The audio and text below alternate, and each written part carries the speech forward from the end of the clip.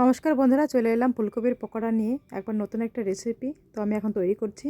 গোটা একটা ফুলকপি নিয়ে নিয়েছি, কাটা হয়ে গেছে। এটাকে আমি ধুয়ে নিয়ে এখন কড়াইয়ের মধ্যে সেদ্ধ করব। তো জল দিয়ে দিচ্ছি, গ্যাসে বসিয়ে দিব। তো জল দিয়ে বসিয়ে দিলাম, এর মধ্যে লবণ দিয়ে দিচ্ছি। সেদ্ধটা হলে এর মধ্যে লবণ গেলে বেশি ভালো লাগবে। তো ঢাকনা দিয়ে ঢেকে দিচ্ছি। তো বেশি সেদ্ধ করব না, হালকা একটু নরম হলেই আমি নামিয়ে নিব। হ্যাঁ, একটু নরম হয়েছে, এটাই আমি এখন নামিয়ে নিব। জলটা ঝরা দিয়ে নামিয়ে নিলাম প্লেটে। তো এই বাটির মধ্যে আমি ডোটা তৈরি করে নেব। তো চালের গুঁড়া নিলাম, একটু বেসন নিলাম, আর হলুদ, কালো জিরা, বেকিং পাউডার, বেকিং সোডা, আর নিয়ে নিলাম লবণ। তো জল দিয়ে ভালো করে আমি বাটাটা তৈরি করে নেব।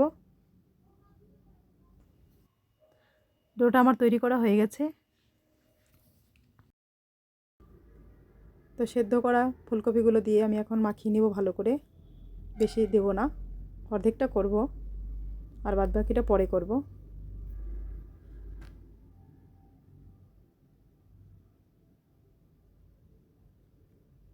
তো মাখানো হয়ে গেছে আমার। এখন আমি কড়াইটা বসিয়ে দিব তেল দিয়ে।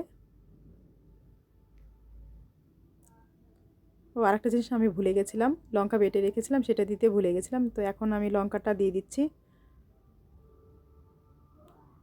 কড়াইটা গরম হয়ে গেছে, এখন আমি তেল দিয়ে নেব।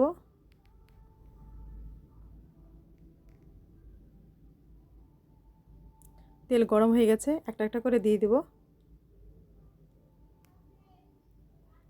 ফুলকপির পকোড়া দুর্দান্ত খেতে লাগে। তোমরা যদি কেউ না করে থাকো তো এরকম একবার করে দেখো, দারুণ খেতে। আর বিশেষ করে এখন ফুলকপির সিজন যাচ্ছে, এখন ফুলকপি কিন্তু এরকম করে বড়া বা পকোড়া যে যাই পারো করে খেতে পারো। তো আমার হয়ে গেছে, আমি এখন নামিয়ে নেব। খুব সুন্দর মচমচা হয়। তো আমি প্লেটে নামিয়ে নিলাম। তো চাট মশলা দিয়ে আমি চারদিক দিয়ে ভালো করে মিশিয়ে নেব। তো বন্ধুরা, আমার এই রেসিপিটা যদি ভালো লাগলে তোমরা অবশ্যই সাবস্ক্রাইব করবে, লাইক করবে, কমেন্ট করবে। দেখো, তোমাদেরকে আমি ভেঙে দেখাচ্ছি, আর খুব সুন্দর মচমচা হয়েছে। আর ডাল ভাতের সাথে তো দারুণ লাগে খেতে।